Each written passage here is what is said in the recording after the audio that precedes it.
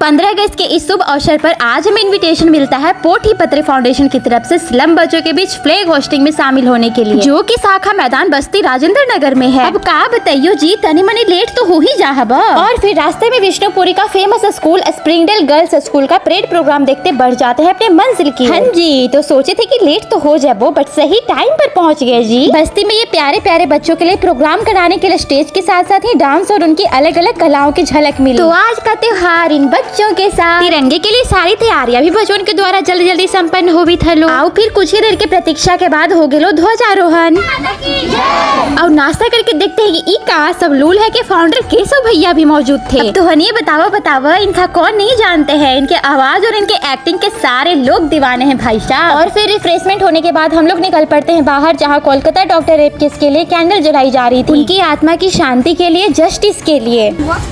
उसको गलत तरीके से छुआ गया और इतना ऐसा उसके साथ व्यवहार किया गया, लास्ट में वो मर। तो आज के इस स्वतंत्रता दिवस पे इन प्यारे प्यारे बच्चों के साथ बहुत अच्छा लगा and specially thank you so much Keshav भैया इस बेहतरीन दिवस पर हमें भी इस समारोह में शामिल करने के लिए। तो बस आज के लिए इतना ही, मिलते हैं आपसे अगले वीडियो में। एक बार जय हिंद जरूर बोल दीजिएगा। राधे राधे।